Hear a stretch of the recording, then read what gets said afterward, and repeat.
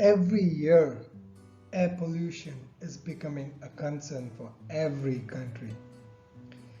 The air quality can improve only when mandated by law, but let's not underestimate an individual's power to contribute to this change. Air pollution is a major concern of the new civilized world. A recent statistics by Statista showed that the average life expectancy lost per person worldwide due to the following health hazards like particulate pollution, smoking, alcohol and drug use. The particulate pollution is the highest. An individual is been losing 1.8 years because of particulate pollution, and that's more than smoking or even alcohol and drug abuse. So this really tells us the seriousness of air pollution and why we all need to be more serious and need to take action as individuals. Air pollution is now considered to be the world's largest environmental health threat and accounting for almost 7 million deaths annually. And this is going to go more and more if we really don't take actions now. And you know who amongst these are the most affected? The elderly, the children, and the poor people. These are the most affected because of air pollution. A 2016 survey by the World Health Organization showed that India is the 8th most polluted country, and I think within the last 7 years the ranking has further worsened because of more pollution in India. The topmost is Nepal, Qatar, Egypt, Saudi Arabia, Niger, Bahrain, Cameroon, and then India. If you also look at the countries with the cleanest air by the same source of World Health Organization, New Zealand tops the list.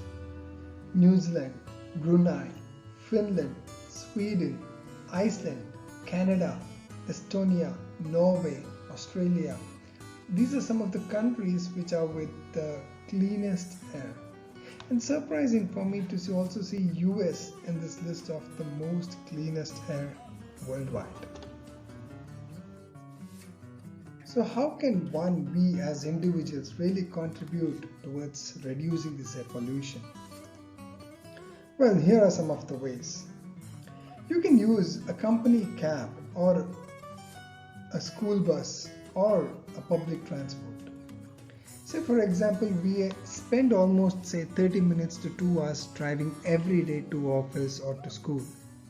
And if we start using public transport or even carpool once or twice in a week, it can translate to a lot of environmental and health benefits.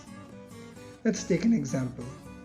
We drive at almost 20 to 25 kilometers per hour, which is the average speed considering the traffic in cities and urban cities, and with an average mileage of say around 15 to 20 kilometers per liter. A 2-hour commute translates to almost 2 liters of fuel, and that's about 200 rupees of savings. Now this is not just the saving of the amount, but of fuel saved and the emissions that has been averted, and also a 1 day of stress-free commute.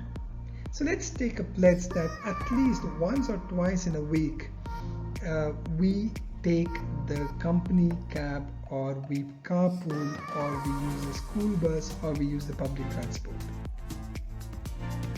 The next way is that we can use cycles or we can walk for short commutes. The more we walk and cycle, the more emissions can be averted on the road. These are the arguments against cycling, saying during the rush hours. They say that if you cycle during the rush hours, you will be exposed to a lot of air pollution. But think the other way as well, that if more and more people start thinking like we do, that we will start using cycles for short commutes, then there will be lesser vehicles on road and thereby lesser pollutions.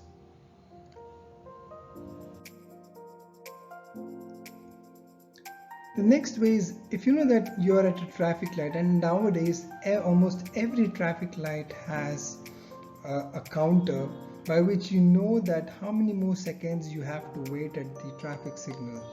So turn off the engine during long idle time at traffic signals.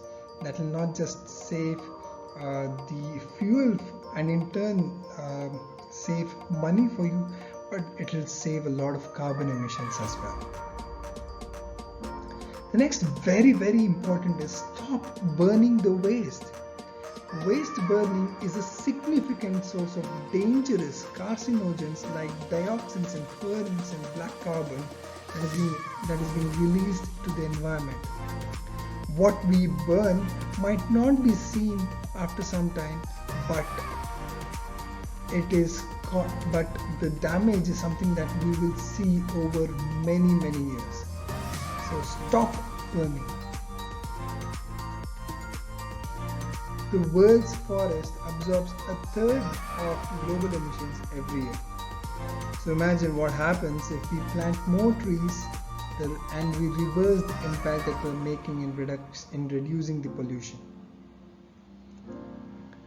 The government has supported us to know the energy ratings of each of the appliances and devices that we purchase.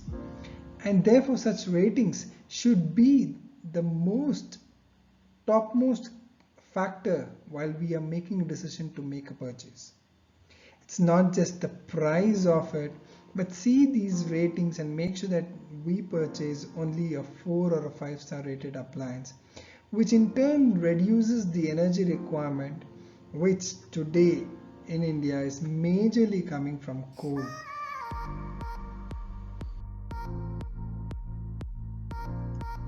So here are some of the ways of how we can rewind to a greener planet. Do let us know more methods and ways how we can actually reduce the air pollution, and let's take those small steps towards reducing the air pollution.